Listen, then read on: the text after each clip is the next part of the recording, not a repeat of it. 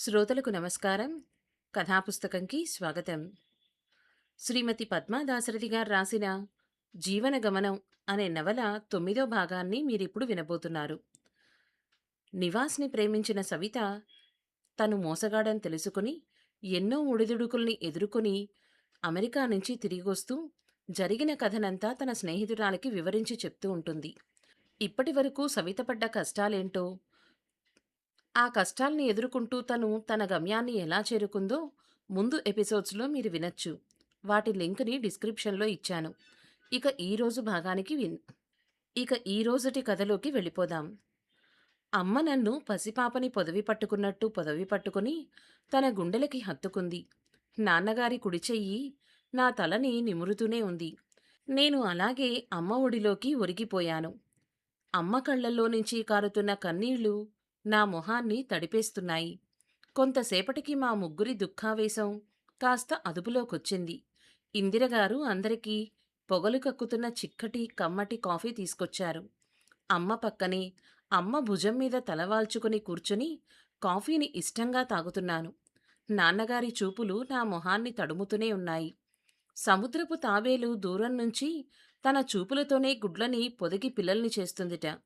అలాగే నాన్నగారి చూపులు నాలోని సందేహాలను, నా తప్పులను తొలగించి నాకు పునర్జన్మను ప్రసాదిస్తున్నాయి. నాలో కొత్త శక్తిని ప్రసరింపజేస్తున్నాయి. ఇక మన ఇంటికి వెళ్దాం పద తల్లి. నువ్వు అనుకున్నది సాధించావు. ఇక మాకు దూరంగా ఉండడం మేము భరించలేం. మాతో పాటు బయలుదేరు అన్నారు నాన్న. నేనేమీ మాట్లాడలేదు. గోకుల్ నేను ఏం సమాధానం చెప్తానో అన్నట్టు నా మొహం వేపే కుతూహలంగా చూస్తున్నాడు. మళ్ళీ నాన్నే అన్నారు. ఆ నివాస్‌గాడు ఎలా పోతే మనకెందుకురా తల్లీ! వాడిని ఆ దేవుడే శిక్షిస్తాడు. మనం ముగ్గురం సంతోషంగా ఉండడం మనకి ప్రధానం. మేము కన్న కూతురు మా కళ్ళ ముందు సంతోషంగా తిరుగుతుంటే మాకంతకు మించి ఇంకేం కావాలి? నువ్వు నివాస్‌ని నమ్మి మోసపోయావని, మేము చెప్పిన మాట వినకుండా అతనితో వెళ్ళావని, మాకు నీ మీద ఎలాంటి కోపం లేదురా. మన వాళ్ళు కూడా ఎవరూ నిన్ను చిన్నచూపు చూడరు. అలా జరక్కుండా చూసే బాధ్యత నాది. కాబట్టి మాతో పాటు మనింటికి బయలుదేరు తల్లీ అంటున్న నాన్న మాటలు విన్నాక నాకు కళ్ళనీళ్లు జలజలా రాలిపోయాయి. ఎందరికి ఉంటారు ఇలాంటి తల్లిదండ్రులు? ఇటువంటి తల్లిదండ్రుల కడుపున పుట్టడం నేను చేసుకున్న పుణ్యం కదూ! అది గత జన్మలో చేసుకున్న పుణ్యం. ఖచ్చితంగా ఈ జన్మలో చేసుకున్న పుణ్యం మాత్రం కాదు. అమ్మ అందుకుంది. ఇంతవరకు జరిగిన దానిలో నీ తప్పేం లేదురా సవి. నీకు అతని బీదరికం పట్ల పెంచుకున్న జాలి, అతను నీ పట్ల ప్రదర్శించిన ఆసక్తిని ప్రేమగా భ్రమించేలా చేశాయి. మనుష్యులను నమ్మడం తప్పు కాదమ్మా. ఆ నమ్మకం మీద విషం కక్కి దాన్ని సొమ్ము చేసుకోవాలని చూసే స్వార్థం తప్పు. ఆ నివాస్ బంగారు గుడ్లు పెట్టే బాతుని ఒకేసారి చంపెయ్యాలని చూశాడు. దానికి తగిన ఫలితం అనుభవిస్తున్నాడు. అమ్మ మాటలు విన్నాక అప్పుడడిగాను. నేను కనబడకుండా మాయమయ్యాక అసలేం జరిగిందమ్మా? పోలీసులు ఆ నివాస్‌ని అరెస్ట్ చేశారా? ఇప్పుడతని పరిస్థితేంటి? సులోచనమ్మ శివరావ్ అంకుల్‌తో జరిగిన విషయం అంతా చెప్పిందా? ఏం జరిగిందో చెప్పేయండి నాన్నా అంటూ బతిమాలాను. నాన్న గొంతు సవరించుకున్నారు. నువ్వు నివాస్ ఊరు నుండి సులోచనమ్మ సహాయంతో తప్పించుకున్న రోజు నిన్ను పెనుగొండ బస్సులో ఎక్కించిన సులోచనమ్మ తన ఇంటికి తిరిగి వెళ్ళలేదు. తనకి బాగా దూరపు బంధువుల ఇంటికి వెళ్ళింది. వాళ్లతో నివాస్ కుటుంబానికి పరిచయం లేదు. అక్కడ కొంత డబ్బు అప్పుగా తీసుకుని వాళ్ళని తోడుగా తీసుకొని మూడో రోజు ఉదయానికి హైదరాబాద్ చేరుకుంది. అప్పటికే ఆ నివాస్‌గాడు నువ్వు కనపడ్డం లేదని పోలీస్ స్టేషన్‌లో కంప్లెయింట్ ఇచ్చాడు. కారణం ఏం చెప్పాడో తెలుసా? నువ్వు వాడిని వాళ్ళ ఇంట్లోనే పెళ్లి చేసుకుందామని ఒత్తిడి చేశావట. నెల రోజులు గడువు తీరిందాకా ఆగుతామని వాడు నచ్చచెప్పినా వినకుండా మన పెళ్లి వెంటనే జరగాలని, అక్కడే కాపురం కూడా చేసేద్దామని పట్టుపట్టావుట.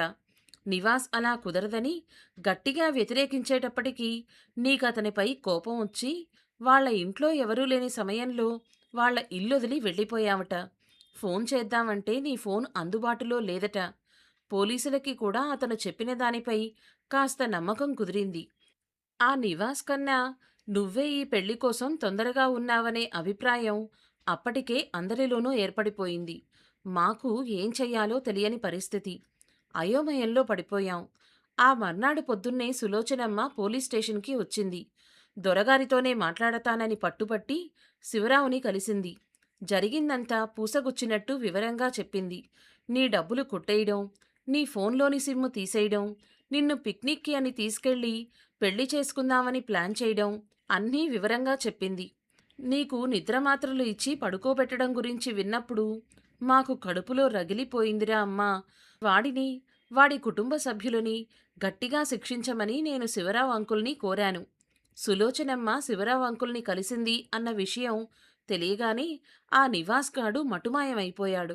ఇప్పటికీ పరారీలోనే ఉన్నాడు. అతని తల్లిదండ్రులు తమ కొడుకు చేసే పని తమకు ఇష్టం లేకపోయినా అతని మాట కాదనలేకపోయామని, తమను మన్నించమని పోలీసుల కాళ్లా వెళ్లా పడ్డారు. నివాస్ గాడి కుటుంబ సభ్యులని వాళ్ళ ఊరు పొలిమేరలు దాటకూడదని, వారిని రోజూ పెనుగొండ పోలీస్ స్టేషన్లో సంతకాలు చెయ్యాలని పోలీసులు ఆంక్షలు విధించారు. దాదాపు హౌస్ అరెస్టే అనుకో.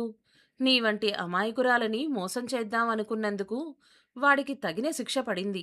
అందుకే ఇక మనం మన ఇంటికి వెళ్దాం రా అమ్మా అంటూ నాన్న నా గడ్డం తన చేత్తో పట్టుకుని మరీ అడిగారు. అమ్మ నావేపే ఆశగా ఎదురుచూస్తోంది. నాన్నా, మీ కడుపున పుట్టి మీకు ఇంతటి మనస్తాపం కలిగించిన నేను మీ పాదాలు పట్టుకుని ఎన్నిసార్లు క్షమాపణలు చెప్పినా నా తప్పు తరగదు. కానీ నిండు మనసుతో ఒక వ్యక్తిని అభిమానించి చేరదీసి నా సర్వస్వం అర్పించటానికి సిద్ధపడిన మనిషిని నేను. వాడి ఊరు వెళ్ళాక అక్కడ పరిస్థితులకి నా గుండె చెదిరిపోయిన మాట వాస్తవం. అక్కడి పద్ధతులకు, వ్యవహారాలకు నా మనసు కలత చెందినా కూడా ఆ కుటుంబం మీద, అందులోని వ్యక్తుల మీద నేను ఎప్పుడూ ఏహ్యభావం పెంచుకోలేదు. అక్కడి పరిస్థితులకి అనుగుణంగా నన్ను నేను మార్చుకున్నాను. కనీసం మార్చుకునే ప్రయత్నం చేశాను. ప్రతి అంశాన్ని పాజిటివ్గానే చూశాను. అంతేకాదు, వాడి చెల్లెళ్ల జీవనశైలి కూడా మెల్లగా మారుద్దామనుకున్నాను. నేను నివాస్లోని ఆశను క్షమించగలను. అడ్డదారిన ఒకేసారి పెద్ద అంతస్తుకు చేరుకుందామనే పేరాశను క్షమించగలను. సొసైటీలో ఒక బెటర్ లివింగ్ కండిషన్ కోసం అతను ఆడిన ప్రేమ నాటకాన్ని మన్నించగలను. కానీ నాకు తెలియకుండా నా సూట్ కేసులో డబ్బులు దొంగలించటం, రోజూ నిద్రమాత్రలు ఇచ్చి నిద్రబుచ్చటం ఎంత మోసం. అదే మోసం అనుకుంటే పిక్నిక్ వంకతో నన్ను బయటికి తీసుకెళ్ళి నా మెడలో తాళి కట్టాలనుకోవడం మరింత ద్రోహం. అంతకు మించిన ద్రోహం నన్ను నిస్సహాయ స్థితిలో పడేసి తను అనుకున్నది సాధించటానికి నా ఫోన్లో సిమ్ కార్డు తీసేయడం. అది వాడి నేర మనస్తత్వాన్ని నాకు నిరూపించింది. ఇంత చదువుకున్నావు, తాళి కడితే ఏమైంది? వాడిని పోలీసులకి అప్పచెప్పలేవా? ఇంత పిరికిదాన్లా పారిపోవడం ఎందుకు అని మీరడగచ్చు. నన్ను మోసం చేసి తాళి కడితే తెంచి వాడి మొహాన విసిరి కొట్టేంత గుండె ధైర్యం నాకుంది నాన్నా. కాని వాడు మత్తుమందిచ్చి నన్ను శారీరకంగా లోబరుచుకుంటాడేమో అన్న ఆలోచన నన్ను వణికించింది. అదే జరిగితే వాడిని హత్య చేయడం ఒక్కటే నాకు మార్గంగా మిగిలేది. నా బతుకు కూడా నాశనమయ్యేది. అందుకే నా బతుకు అటువంటి వాడి చేతిలో పడకూడదని గట్టిగా నిర్ణయించుకున్నాను. అంతేకాదు, వాడు మరో ఆడపిల్ల జోలికి వెళ్లకుండా వాడికి గట్టి గుణపాఠం నేర్పాలని నిర్ణయించుకున్నాను. నేను మీ దగ్గరకొచ్చుంటే వాడి మీద కేసు నమోదయ్యేది. కానీ కోర్టుకి కావలసింది రుజువులు, సాక్ష్యాలు కదా. అవి గట్టిగా లేకపోతే వీడు శిక్ష నుంచి అతి తేలికగా తప్పించుకుంటాడు. కానీ నేను ఆశించింది అది కాదు. నేను తప్పు చేశానన్న బాధతో, మిమ్మల్ని కష్టపెట్టాను అనే కుంగుబాటుతో ఎంత చిత్రవధను అనుభవించానో, వాడు అంతకు మించిన చిత్రవధని అనుభవించాలనే కసి నాలో పెరిగింది. దానికోసం నేను ఎన్ని కష్టాలను ఎదుర్కోవడానికైనా మానసికంగా సిద్ధపడ్డాను. అయితే ఇప్పుడు నేను ఉన్న పరిస్థితుల్లో ఇది ఎలా సాధ్యం అనే ఆలోచనలకు స్పష్టత లేదు. కర్నూలొచ్చి గోకుల్ ఇందిరగారి అండన చేరాకే నా ఆలోచనలకి రూపం వచ్చింది. నేను అజ్ఞాతంగా ఉన్నన్ని రోజులు వాడు తలెత్తుకుని తిరగలేడు, బయటికి రాలేడు. ఈ ఒక్క ఆలోచనే నన్ను ఇలా పరుగులు తీయించింది. మీకు దూరంగా ఉండడానికి మనోబలాన్నిచ్చింది. ఈరోజు నేను నా కాళ్ల మీద నిలబడగలిగిన ఆత్మస్థైర్యం ప్రసాదించింది. ఇప్పుడు చెప్పండి నాన్నా, మీరు ఏం చేయమంటే నేనది చేస్తాను. మీతో పాటు వచ్చేయనా? నేను క్షేమంగా ఉన్నాను అని తెలిస్తే వాడు అతి తేలిగ్గా కేసు నుంచి బయటపడిపోతాడు. అయినా సరే, మీరు ఏం చెప్తే అది పాటిస్తాను. నేను మీతో ఫోన్ కాంటాక్ట్‌లో ఉన్నా, ఆ విషయం పోలీసులకి తెలిసిపోతుందేమో అనే భయంతో ఇన్నాళ్ళు నన్ను నేను శిలగా ఘనీభవింపచేసుకున్నాను. ఉద్వేగంతో మాట్లాడుతున్న నా గొంతు వణికి, ఇక నేను మాట్లాడలేనని మూగబోయింది. అమ్మ మళ్ళీ చప్పున నన్ను తన ఒళ్ళోకి లాక్కుంది. నా చెంపలు తడుముతూ, నా నుదిటిన ముద్దు పెట్టుకుంది. హమ్మలు, వెంట్రుక వాసిలో ఎంత ప్రమాదం నుంచి బయటపడ్డావు? ఆ సులోచనమ్మ సాక్షాత్తు మన ఇలవేలుపు రాజరాజేశ్వరి అమ్మవారై నిన్ను కాపాడింది. జరిగిందేదో జరిగింది. మా బిడ్డ సానబెట్టిన బంగారంలా మమ్మల్ని చేరుకుంది. ఆ వెధవ ఎలా పోతే మనకెందుకు? మనింటికొచ్చేయమ్మా, వెళ్ళిపోదాం అంది. తల్లి కదా పాపం. ఇంతలో నాకు అసలు విషయం గుర్తొచ్చింది. ఇంతకు నేనిక్కడ ఉన్నానని మీకెలా తెలిసింది? అంటూ గోకుల్ వైపు అనుమానంగా చూస్తూ అడిగాను. ఏమో సవితగారు, నాకేం తెలీదు. మా అమ్మేమన్నా చెప్పిందేమో అంటూ ఒట్టు వేస్తున్నట్టు కుడి చేయి తలమీద పెట్టుకుంటూ చెప్పాడు. అతని మొహంలో నవ్వు అలాగే ఉంది. నేను ఇందిరగారి వైపు సందేహంగా చూశాను. నేను కాదు సవి, అదుగో గోకుల్గాడే చెప్పాడు. అయినా చెప్పడం మంచిదే అయింది కదమ్మా. మీ అమ్మానాన్నలు ఎక్కువ దిగులు పడకుండా ఆరోగ్యంగా ఉన్నారు. కన్న కడుపున పుట్టిన పిల్లలు ఎలాంటి తప్పులు చేసినా తల్లిదండ్రులుగా కడుపులో పెట్టుకునేంత సహనం మాకుంటుంది. కానీ ఇలా చెప్పా పెట్టకుండా మాయమైతే బిడ్డలు ఎక్కడున్నారో, ఎలా ఉన్నారో, అసలు ఉన్నారో లేదో అనే ఆలోచనలతో తల్లిదండ్రులకి ప్రతిక్షణం నరకప్రాయమే అవుతుందమ్మా. ముద్ద నోట్లో పెట్టుకునే వేళకి మన బిడ్డ ఎక్కడుందో, అక్కడ ఏం తిన్నదో, అసలు తిన్నదో లేదో అనే ఆలోచనలు ఆ తల్లిని మెతుకు ముట్టనివ్వవు. జీవచ్ఛవాలలాగా బ్రతుకుని ఈడవడమే అవుతుంది. మరి ఇప్పుడు మా బిడ్డ చదువు ఎప్పుడవుతుంది, ఎప్పుడు మాకు కనబడుతుంది అనే ఆశతో రోజులు క్షణప్రాయాలుగా గడిచిపోయి ఉంటాయో అంతే కదండి అంటూ నవ్వుతూ మా అమ్మనడిగారు ఇందిరగారు. కళ్ళనీళ్లు తుడుచుకుంటూ చిరునవ్వుతో అవునని తలూపింది మా అమ్మ. ఆమె మొహంలో ఒకేసారి అటు కళ్ళల్లో ప్రతిఫలిస్తున్న దుఃఖం, ఇటు పెదవులపై చిరునవ్వుతో ఉన్న అమ్మ మొహం వానలో వెరిసిన ఇంద్రధనస్సులా ఉంది. నేను గోకుల్ వైపు చిరుకోపంగా చూశాను. ఇదంతా చేసింది మీరేనా మహానుభావా అనడిగాను. సవితగారు, ఒక నమ్మకూడని మనిషిని నమ్మడం, అతన్ని అతని కుటుంబాన్ని పెళ్లి చేసుకోవడం ద్వారా ఉద్ధరించటానికి పూనుకోవడం అనేది కేవలం మీ అజ్ఞానం. అందులో మరెవరి తప్పు లేదు. కానీ మీ నిర్ణయం తప్పైనప్పుడు ఆ మోసగాడికి కఠినంగా శిక్ష పడాలి అని కోరుకోవడం, అందువల్ల ఒక ఆడపిల్లయుండి కూడా ఎంత దూరం వెళ్ళడానికైనా సిద్ధపడడం నాకు చాలా నచ్చింది. కానీ ఇక్కడ మీరు నివాస్‌తో పాటు మీ తల్లిదండ్రులకి కూడా శిక్ష వేసేయబోయారు. ఇందులో పాపం వాళ్ళ తప్పేమీ లేదు. వాళ్ళు ఎల్లవేళలా మీకు అండగా నిలబడడానికే సిద్ధంగా ఉన్నారు. సపోజ్ మీరు అజ్ఞాతంలోనే ఉండిపోయి, బాగా చదువుకొని, వాళ్ళను కలిసే సమయానికి వాళ్ళిద్దరిలో ఎవరికన్నా మీ మీద దిగులుతో ఆరోగ్యాలు పాడై, జరగరానిది ఏదైనా జరిగితే అప్పుడు ఏం చెయ్యగలం? వాళ్ళ ముందు గర్వంగా నిలబడాలి అనే కోరిక ఏమై ఉండేది? అలా జరిగితే మిమ్మల్ని మీరు క్షమించుకోగలిగేవారా? పైగా ఎప్పుడన్నా కాలేజీ ద్వారా మీరు మైగ్రేట్ అయి చదువుకున్నట్టు తెలిస్తే ఎలా ఉంటుంది? అందుకే నేను మీ మైగ్రేషన్ పని మీద మొదటిసారి హైదరాబాద్ వెళ్ళినప్పుడే మీ తల్లిదండ్రులని కలిశాను. విషయం అంతా వివరంగా చెప్పాను. మిమ్మల్ని మా కుటుంబ సభ్యురాలిగా జాగ్రత్తగా చూసుకుంటున్నాం అని భరోసా ఇచ్చాను. అయితే వారితో ఫోన్ కాంటాక్ట్స్ మాత్రం నేను పెట్టుకోలేదు. ఫోన్లు ట్యాప్ చేసి ఉంటాయేమో అనే ముందు జాగ్రత్తతో ఆయనను బిజినెస్ పరంగా కలిసినట్టు వ్యక్తిగతంగా కలిసి మాట్లాడేవాడిని. నీతో మా అమ్మ ఫోన్లో మాట్లాడేటప్పుడు మీ పేరెంట్స్ కూడా 2, 3 సార్లు మా ఇంట్లోనే ఉన్నారు. నీ గొంతు స్పీకర్లో విని సంతోషంతో పొంగిపోయేవారు. ఇప్పుడు కూడా నీకు తెలియకుండా నిన్ను కళ్ళారా చూసుకుందామనే ఆశతో వచ్చారు.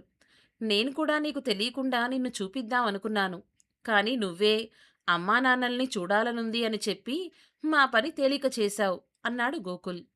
ఎక్కడా తడబాటు లేకుండా సూటిగా నా కళ్ళల్లోకి చూస్తూ చెప్పాడు ఇదంతా.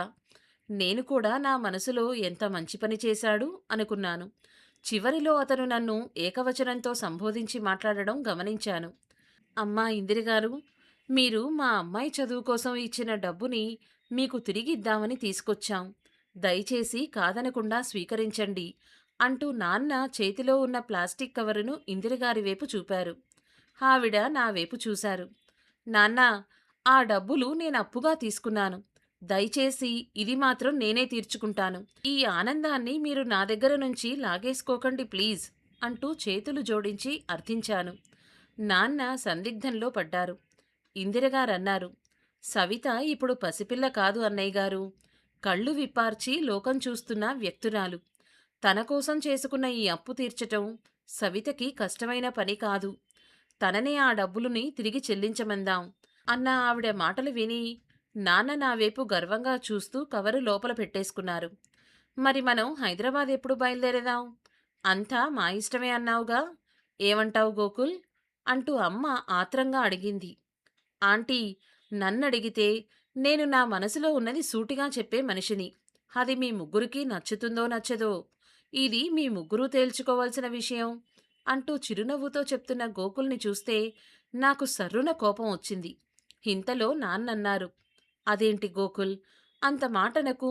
ఇప్పుడు మనమందరం ఒకే కుటుంబం అయిపోయినట్టు భావిస్తున్నాను. నీ మనసులో ఉన్నది సూటిగా చెప్పు అన్నారు. నేను గోకుల్ ఏం చెప్తాడా అని అతని వైపు ఆసక్తిగా చూస్తున్నాను. అతని చూపులు ఒక్క క్షణం పాటు నా మొహం మీదే నిలిచాయి. అంకుల్, నా ఉద్దేశం ఏమిటంటే అని ఒక్క క్షణం ఆగాడు. నాన్నగారి మాటలకి గోకుల్ సమాధానం చెప్పడం మళ్ళీ మొదలుపెట్టాడు. నా మనసులో మాటని పైకి చెప్పేస్తున్నాను. ఏమీ అనుకోకండి అంకుల్, నేను ఈ తరం ప్రతినిధిని. మన వరకు మనం సంతోషంగా ఉందాం. అవతల వాడికి శిక్ష పడకపోతే మనకెందుకులే, ఆ దేవుడే అన్నీ చూసుకుంటాడు అనే ఆలోచనలకి నేను వ్యతిరేకిని. అవతల వ్యక్తి ఎంత దుర్మార్గంగా ప్రవర్తించినా, మన ప్రాణాలు తీసేంతగా కుతంత్రాలు పన్నినా, వాడిని ఆ దేవుడే శిక్షిస్తాళ్లే అని వదిలేయడం చేతకానితనం అవుతుంది. వాడు ఈ దుర్మార్గాలన్నీ దేవుడు పర్మిషన్ తీసుకొని చేశాడా? లేకపోతే తను స్పృహలో లేని సమయంలో ఏ దురాగతమో చేసుంటే తనకు, తనతో పాటు మీకు కూడా జన్మంతా కడుపు కోతగా ఉండేది కాదా? సవిత మొదట్లో మీ దగ్గరికి రాను అన్నప్పుడు నేను తనని చదువుకున్న మూర్ఖురాలు అనుకున్నాను. తన మీద చాలా ఆగ్రహం కలిగింది. బలవంతంగా కారులో కుదేసి మీ దగ్గరికి తీసుకొద్దాం అనిపించింది. కానీ తన మనసులో ఆ నివాస్ గాడిని శిక్షించాలని ఎంతగా కోరుకుంటోందో తెలిసాక నాకు చాలా జాలేసింది. ఒక రాకుమారిలా, సుకుమారంగా పెరిగిన ఆడపిల్ల ఎన్ని ఇబ్బందులు ఎదురైనా సంపదలను తిరస్కరించి కన్నవాళ్లకి దూరంగా అజ్ఞాతంగా జీవించటానికి సిద్ధపడిందంటే తనలో తను ఎంతగా కుమిలిపోయిందో అర్థమైంది. నమ్మక ద్రోహానికి గురైన తన మనసు ఎంతగా రగిలిపోతోందో అర్థమైంది. ఆ ధైర్యానికి నాకు ముచ్చటగా అనిపించింది. ఆ క్షణమే తనకు అండగా ఉండాలని నిర్ణయించుకున్నాను. తనను ఉన్నత స్థాయిలో చూడాలని, దానికి అవసరమైన తోడ్పాటు అందించాలని శపథం చేసుకున్నాను. కానీ సవిత చాలా పట్టుదల కలిగిన తెలివైన పిల్ల కాబట్టి అతి స్వల్ప కాలంలోనే తను అనుకున్నది సాధించింది. కానీ తనింకా పైకెదగాలంకుల్. తన పరిధి ఇంకా విస్తృతం అవ్వాలి. సవిత తన దారిన తను ఎదుగుతూ పోతుంటే ఆ నివాస్గాడు అధఃపాతాళానికి తొక్కబడుతూ ఉంటాడు. తాసులో సవిత కూర్చున్న వైపు ఆకాశంలోకి తూగుతుంటే ఆ నివాస్ వైపు తాసు నేలని కాదు, పాతాళాన్ని తాకాలి. తనను ఇలాగే వీలైనన్ని రోజులు అజ్ఞాతంలో ఉండనివ్వండి. తన కెరీర్‌ని తను నిర్మించుకోనివ్వండి. మనందరం తెర వెనక ఉందాం. నేను ఒక బయట వ్యక్తిగా ఇవన్నీ చెప్పడం చాలా తేలికే. కానీ కన్న తల్లిదండ్రులుగా మీరు, మీ రక్తం పంచుకు పుట్టిన బిడ్డ సవిత కలిసి ఆలోచించి నిర్ణయం తీసుకుంటే ఇంకా బావుంటుందేమో అంటూ ఆగాడు. నాకు ఆనందంతో కళ్ళనీళ్లు తిరిగాయి. మనసు ఉప్పొంగిపోయింది. తెల్ల కాగితంలా నా మనసుని స్పష్టంగా చదివేశాడు ఈ గోకుల్. అంతేకాదు, అందరికీ అర్థమయ్యేలా విశదపరిచాడు కూడా.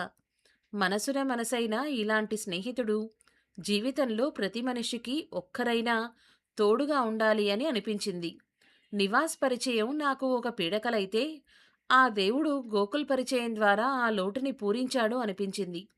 నాన్నగారు కూడా గోకుల్ మాటలకి ప్రభావితం అయినట్టు కనపడ్డారు. నా వైపు ప్రేమపూర్వకంగా చూశారు. అమ్మ మాత్రం కొద్దిపాటి ఆందోళనకి గురైంది. నువ్వు చెప్పింది నిజమే గోకుల్. కానీ ఇదంతా ఎన్నేళ్లపాటు జరుగుతుంది? తను ఆడపిల్ల. తనకు పెళ్లి చేసి అచ్చట్లు ముచ్చట్లు చూడాలి అనే కోరిక తల్లిదండ్రులుగా మాకు ఉంటుంది.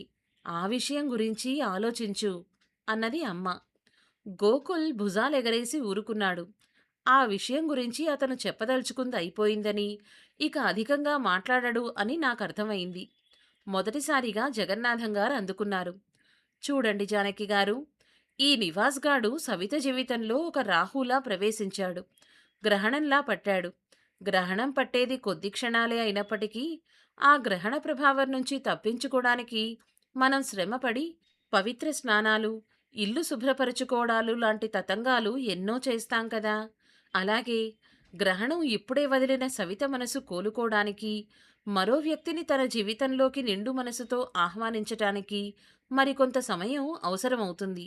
ఈలోగా మనం తనకు స్వేచ్ఛనిద్దాం.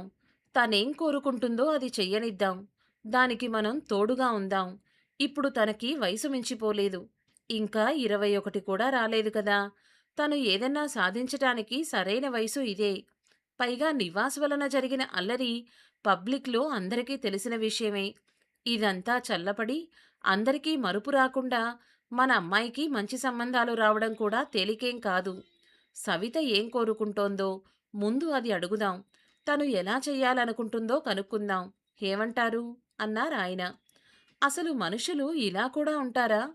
మా అమ్మా నాన్నలే ఉత్తములు, పిల్లల ఇష్టాయిష్టాలను గౌరవించి తప్పులను క్షమించే సజ్జనులు అనుకునేదాన్ని. కానీ ఇందిరగారిని, జగన్నాథం గారిని చూస్తుంటే ఇంత ఉత్తములు కూడా ప్రపంచంలో ఉంటారా అని ఆశ్చర్యంగా ఉంది. వారికి ఎవరి పిల్లలైనా తమ పిల్లల్లాగానే ఆలోచించే మంచి మనసుంది. అందరి చూపులు నా వైపు తిరిగాయి. నేను గోకుల్ వైపు చూశాను. అతను కూడా నేనేం చెప్తానో అని నా వైపే కుతూహలంగా చూస్తున్నాడు. అమ్మా, నాన్నా, నేను ప్రస్తుతం బెంగుళూరు వెళ్ళి ఉద్యోగంలో జాయిన్ అవుతాను.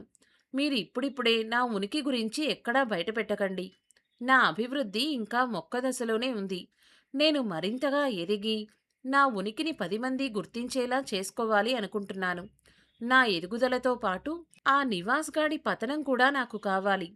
ఎవరి కష్టం గురించైనా వినగానే కరిగిపోయే నేను ఆ నివాస్ పట్ల మాత్రమే ఇంత కఠినంగా ఎందుకు మారానో ఆ దేవుడికి నాకు మాత్రమే తెలుసు. ఇక నేను అందరి ముందుకు రావాలి అనే కోరిక నాకెప్పుడు కలుగుతుందో అప్పుడే నన్ను నేను బయల్పరుచుకుంటాను. నా ఉనికిని బహిర్గతం చేస్తాను. నేను మీతో కూడా కాంటాక్ట్‌లో ఉండను నాన్నా. ఎప్పుడైనా గోకుల్ ఫోన్ ద్వారా నా విషయాలు మీరు తెలుసుకోండి. నాకు ఎప్పుడు ఎలాంటి ఇబ్బందైనా తప్పకుండా మీకు చెప్తాను నాన్నా. నా ఎదుగుదలని కోరుకుంటూ నన్ను ఆశీర్వదించండి మీరు అంటూ అమ్మానాన్నలకి పాదాభివందనాలు చేశాను. అమ్మ కాస్త అయోమయానికి గురైంది. ఇవన్నీ బావున్నాయి సవిత. నీ పెళ్లి మాటేమిటి మరి? అన్న ఆ ప్రశ్నకి నా దగ్గర సమాధానం లేదు. అమ్మా, పెళ్ళిళ్ళ విషయం మనం నిర్ణయించేది కాదు. మన చేతుల్లో లేదనే సంగతి నాకు బాగా అర్థమైంది. భవిష్యత్తులో నా గతం తెలిసి కూడా నేనేంటో అర్థం చేసుకుని ఇష్టపడే వ్యక్తి ఎవరైనా తారసపడితే తప్పకుండా చేసుకుంటాను అంటూ ఈ మాటలనేటప్పుడు గోకుల్ వైపు చూడకుండా ఉండాలని ప్రయత్నం చేసినా ఒక సెకండ్ సేపు నా చూపులు అతని మొహం వైపు పరికించాయి. గోకుల్ మొహంలో చిత్రమైన మెరుపుతో కూడిన చిరునవ్వు కనపడింది. ఒక రకమైన భరోసాని నాకు అందించినట్లు అనిపించింది. అమ్మానాన్నలు ఇద్దరికీ నా పెళ్లి గురించి నేను అన్న మాటలు కొద్దిపాటి నిరాశకి గురిచేసినట్టు తెలుస్తూనే ఉంది. "హ్మ్, ఇక అందరూ లేచి స్నానాలు ముగించండి. వేడిగా టిఫిన్ తిందురుగాని" అంటూ ఇందిరగారు అందర్నీ తొందర చేశారు. ఆ రోజు ఇందిరగారి ఇల్లు కళకళలాడిపోయింది. గారెలు, పులిహార, బొబ్బట్లతో ఇందిరగారు విందు భోజనం పెట్టారు. నాన్నగారు, జగన్నాథం గారు మంచి స్నేహితులయ్యారు. జగన్నాథం గారు ఎప్పుడూ అంత మాట్లాడే వ్యక్తి కాదట. నేను కూడా ఆయన ఇంట్లో మాట్లాడగా చూసింది తక్కువ. ఆయన అనర్గళంగా మాట్లాడడాన్ని ఇందిరగారు చాలా అపురూపంగా, మురిపెంగా చూసుకుంటున్నారు. ఆ రోజు సాయంత్రం ఇందిరగారు మా అందరినీ వేణుగోపాలస్వామి గుడికి తీసుకుని వెళ్లారు. ముందు నేను దాన్ని గ్రామంలో ఉండే సాధారణమైన గుడి అనుకున్నాను కానీ, బ్రహ్మాండమైన ప్రాకారాలతో, ఆకాశాన్ని అంటేంత ధ్వజస్తంభంతో గుడి చాలా విశాలంగా ఉంది. గుడిలో అడుగుపెట్టగానే సింహద్వారానికి అటూ ఇటూ ఉన్న పున్నాగ చెట్లు మాకు స్వాగతం పలికాయి. ఈ గుడి జగన్నాథం గారి పూర్వీకులు కట్టించారట. వీరే వంశపారంపర్యపు ధర్మకర్తలట. గుడి చుట్టూ ప్రదక్షిణ చేస్తుంటే గుడి వెనకాల ఉన్న మనోహర దృశ్యం నా కళ్ళను కట్టిపడేసింది. గుడి వెనకాల పెద్ద కోనేరుంది. కోనేటిలో తెలుపు, ఎరుపు కలువలు వికసించి ఉన్నాయి. కోనేట్లోకి దిగడానికి చక్కటి మెట్లున్నాయి. కోనేటికి కుడిచేతి వైపు అందమైన గోశాల ఉంది. దాదాపు 20 ఆవులు, లేగదూడలు హాయిగా పడుకొని తిన్న తిండిని నెమరేసుకుంటున్నాయి. ఆ ఆవరణ మొత్తం శుభ్రంగా, ఎక్కడా అణువంత దుమ్ము ధూళి లేకుండా ఉంది. ఆ ఆలయ సంరక్షణకు మా అందరికీ ముచ్చట కలిగింది. జగన్నాథం గారు అందుకే ఎక్కువగా ఊరి విడిచి బయటికి రారట. ఆ గుడి కోనేరు దగ్గర కాసేపు కూర్చుందాం అనిపించింది. కానీ ప్రదోషవేళ ముందు స్వామి దర్శనం చేయడం మంచిది అని చెప్పడంతో అందరం గుడిలోకి నడిచాం. కృష్ణ విగ్రహం ముద్దులొలుకుతోంది. చేతిలో మురళితో రుక్మిణీ సత్యభామ సమేతుడైన ఆ వేణుగోపాలుడు మా మనసులో ముద్రించుకుపోయాడు. కళ్ళు మూసుకొని స్వామిని ప్రశాంతంగా ధ్యానించాను. నా మనసులో కోరికను నెరవేర్చమని నివేదించాను. దర్శనం తర్వాత అందరం కోనేటి గట్టు మీద కూర్చున్నాం. నాన్నకు ఆ గోశాల బాగా నచ్చేసింది. ఒకసారి చూస్తాను అనడంతో జగన్నాథం గారు అమ్మని, నాన్నని తనతో తీసుకెళ్లారు. ఇందిరగారు కూడా వారిని అనుసరించారు. నేను కోనేటి ఆఖరి మెట్టు మీద కూర్చున్నాను. నా పాదాలు నీళ్లలో ఉన్నాయి. ఆకాశంలో అప్పుడే ఉదయిస్తున్న చంద్రుడు చాలా పెద్దగా కనపడుతున్నాడు. గోకుల్ అదే గట్టు మీద అటు చివరిగా నిలబడున్నాడు. అతని చూపులు అప్పుడప్పుడు నా మొహం మీద తారట్లాడడం నేను గమనించాను. ఆ చూపులు చిత్రంగా నాకు కోపం రాకపోగా మనసుకి హాయి కలిగిస్తున్నాయి. ఎంత పెద్ద చందమామో! ఉదయిస్తున్న చంద్రుణ్ణి చూసి నాలో నేను అనుకున్నట్టు పైకనేశాను. 2 చందమామలు కనిపిస్తున్నాయి కదా! మీరు ఏ చందమామ గురించి చెప్తున్నారు? అంటూ సీరియస్‌గా అడిగాడు. నేను చప్పున కోనేటి నీళ్లలో చూశాను.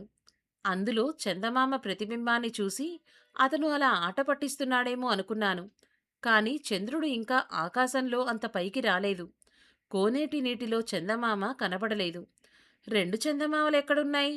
ఆకాశంలో ఉన్న చందమామ ఒక్కటేగా? అతని వైపు అనుమానంగా చూస్తూ అడిగాను. రెండోది నేలమీద నా ముందుంది. నాకు చక్కగా కనపడుతోంది మరి అని అంతే సీరియస్‌గా అన్నాడు. నాకు సిగ్గు ముంచుకొచ్చింది. ఏనాడూ సిగ్గుపడడం అంటే నేను ఎరగను. మగపిల్లలతో పోటీపడి చదవడం, నా ఆటలు, వ్యాపకాలు అంతే నా ప్రపంచం. నివాస్ సమక్షంలో కూడా సిగ్గుపడడం అన్నది ఎన్నడూ జరగలేదు. అసలు అతనితో అంత లాలిత్యంతో కూడిన సంభాషణలే ఎన్నడూ జరగలేదు. నేను వంచిన తల పైకి ఎత్తలేకపోయాను. కొద్దిసేపటికి మెల్లగా బలవంతంగా తల పైకెత్తి అతని వైపు చూశాను. అతను ఏమాత్రం మొహమాట పడకుండా, తన చూపుని మరల్చకుండా నా వైపు అలాగే చూస్తున్నాడు. చందమామ ఎక్కడన్నా భూమి మీద ఉంటుందా అని మెల్లగా అడిగాను. ఉంటుందని నాకు ఇప్పుడే తెలిసింది. ఇదిగో నా చెయ్యి చాపితే అందిపోతుంది కూడా అన్నాడు. గుండె జల్లుమంది. గోకుల్లో ఈ కోణం కూడా ఉందా? నాకు సిగ్గుపడడం తప్ప ఏం మాట్లాడాలో తెలియలేదు.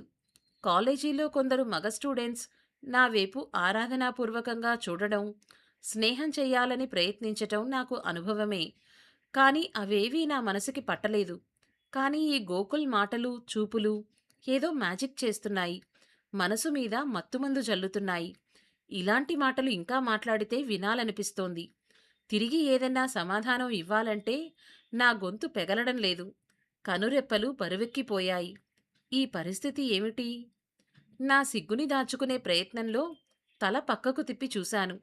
తెల్లటి వెన్నముద్దన గోవులు దర్శనమిచ్చాయి. ఆ ఆవుల పాలన్నీ ఏం చేస్తారు అని మాట మార్చటానికి అడిగాను. అతని నుంచి సమాధానం లేదు. తల తిప్పి అతని వైపు చూశాను. అతను ఇంకా నా మొహం వైపే చూస్తున్నాడు. ఆ చూపులు నన్ను శోధిస్తున్నాయి. నన్ను ఏదో చెప్పమని ప్రేరేపిస్తున్నాయి.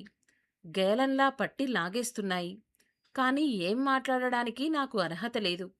ఇంతలో గోశాల వైపు నుంచి అమ్మానాన్నలు, ఇందిరా జగన్నాథం గార్లు మా వైపు రావడం గమనించాను. అయినా అతను చూపులు మరల్చుకోలేదు. సంకోచం లేకుండా నా మొహం మీద అతనికి హక్కున్నట్టు, నా మొహంలోని ప్రతి చిన్న వివరాన్ని తన మనసులో ప్రింట్ తీసుకున్నట్టు చూస్తున్నాడు. మిమ్మల్ని ఒకటడగనా? సడన్గా నా నోటి నుంచి ఆ మాటలు బయటికొచ్చాయి. అతను కళ్ళు మూసి తెరుస్తూ చెప్పమన్నట్టు తమాషాగా తలాడించాడు. మీరు భవిష్యత్తులో ఎవరినైనా పెళ్లి చేసుకుంటే, ఆ వార్త దయచేసి నాకు తెలియనివ్వకండి ప్లీజ్. నేను అనుకున్నది సాధించి, తిరిగి మిమ్మల్నందరినీ కలిసే వరకు ఆ విషయం నాకు తెలియచేయొద్దు. మా అమ్మానాన్నలకి, ఇందిరా ఆంటీకి కూడా ఈ విషయం చెప్పండి అన్నాను. అతని మొహంలో ముందు ఆశ్చర్యం, ఆ తర్వాత చిరునవ్వు ఒకదాని తర్వాత ఒకటి ఉదయించాయి. అలాగే అన్నట్టు తల పంకించాడు. నేను ఎవరినైనా పెళ్లి చేసుకుంటే మీరొచ్చి మా ఇద్దరినీ చూసే వరకు ఆ విషయం మాలో ఎవ్వరి ద్వారా కూడా మీకు తెలీదు. తెలీనివ్వను. నాది హామీ. సరేనా? అన్నాడు. ఎందుకు ఏమిటి అనే ప్రశ్నలతో నన్ను శోధించకుండా ప్రేమ స్నేహాలను రంగరించి అతను చెప్పిన ఆ మాటలకు నా మనసు పొంగిపోయింది. ఇదండి కథ. అన్ని ఎపిసోడ్స్ కన్నా ఈ ఎపిసోడ్ వింటుంటే కొంచెం మనసుకి హాయిగా అనిపించింది కదూ! ఇంతకీ సవిత గోకుల్‌ని పెళ్లి చేసుకుంటుందా? ఒకవేళ పెళ్లి చేసుకునే ఉద్దేశమే ఉంటే కోనేటి దగ్గరే చెప్పేయొచ్చు కదా! ఎవరినైనా పెళ్లి చేసుకుంటే నాకు తెలియపరచొద్దు అనెందుకు చెప్పింది? గోకుల్‌కి తన మాటల్లో ఏమర్థమైంది? తప్పకుండా నెక్స్ట్ ఎపిసోడ్స్‌లో వినండి. ముందు ఎపిసోడ్స్ లింక్‌ని డిస్క్రిప్షన్‌లో ఇచ్చాను. వాటిని కూడా వింటే అసలు సవిత అంతరంగం ఏంటో మీకర్థమవుతుంది. తప్పకుండా సబ్స్క్రైబ్ చేసుకుంటారు కదూ! ధన్యవాదాలు.